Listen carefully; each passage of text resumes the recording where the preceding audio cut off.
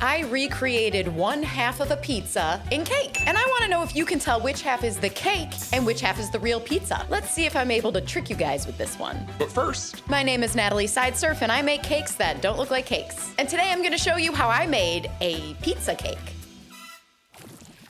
After over a decade of hyper-realistic cake making, I'm confident that I can make a cake that looks like a pizza. But this pizza cake is different and far more challenging because I'm going to place my finished cake pizza so close to the real pizza half that the two are literally touching. So we're gonna be looking at a full round pizza, only one half is actually a cake. That means I have to try my best to make it perfect. Otherwise, you guys will know which side is the cake right away. And that would be a bummer. Because I'm trying to trick you guys. You know, like trick, but like in a nice way. So for this pizza cake, I gotta get my proportions just right, sculpt all the small fine details, and color match perfectly.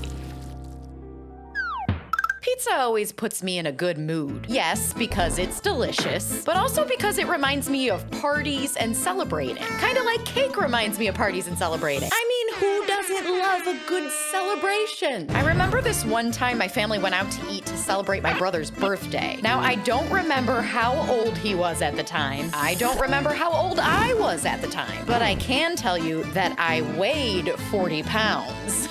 I was a 40-pound child. The reason that I know how much I weighed is because I was at a restaurant called the Ground Round. And back in the 90s, the Ground Round had a pay what you weigh day. I believe it was once a week where kids would step on a scale and they would get a meal for the amount that they weighed. I specifically remember stepping up on the large manual scale and watching the dial turn, and then it stopped at 40 pounds, which meant that my parents paid 40 cents for my meal that day. That's a pretty good deal.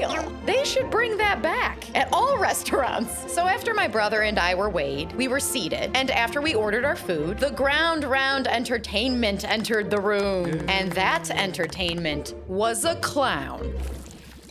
Do you wear clothes or know someone who does? Well, get yourself some more by heading over to shop.sideserfcakes.com. That's where you can get some Sideserf Cake Studio clothes. We also have coffee mugs, stickers, beach towels, all kinds of stuff. I'll put a link below so you don't get lost on your way to the store. And now back to the cake.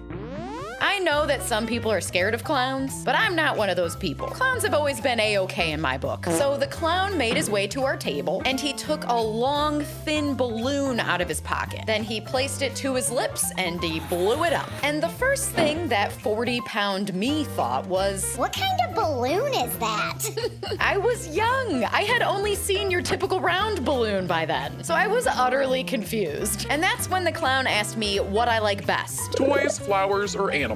I said animals, naturally, because I love animals, always have. Then the clown started twisting the long snake-shaped balloon, creating loops and sausage-like segments. I had no clue what was going on. Like, what is this clown doing? So after about a minute of balloon twisting, the clown holds the finished product out to me, and the balloon was now in the shape of a dog. I was in love with it. Not only did I find the balloon animal to be absolutely adorable, but I was so impressed by how this clown made it. The clown was a creative genius in my eyes. So I very carefully set my new treasured balloon animal aside, and I stared at it the whole time we ate dinner. When it was time to leave, I gently picked it up and I traveled home with it. I knew that after a few days that it was gonna deflate. And that was the moment that I decided I was going to teach myself how to make this balloon dog. But there was a problem. I had no idea where I could get my hands on a long balloon. Clearly only clowns are able to get their hands on long balloons. So since I didn't know any clowns personally, I thought, this balloon right here in front of me is my only chance to learn how to make a balloon dog. And then I went on to untwist and retwist different sections, teaching myself how the legs were made and the head and the cute little dog tail. I untwisted the entire balloon until it was completely straight and attempted to remake the entire balloon dog. And I did it.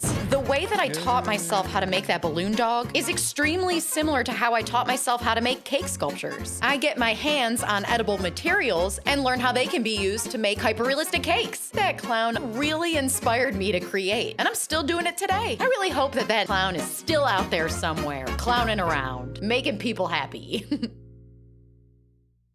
And there you have it, a pizza cake. I cannot express enough how difficult this was to make, but I really like the way it turned out. What do you think? Is the cake pizza obvious, or could it pass as the real thing?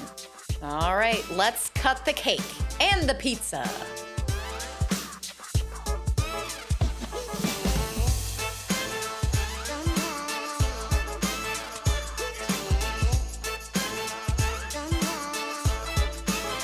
If you like this video, subscribe to this channel right now. I post a brand new cake every week. And like this video if you like this video. I'll see you next week for another cake.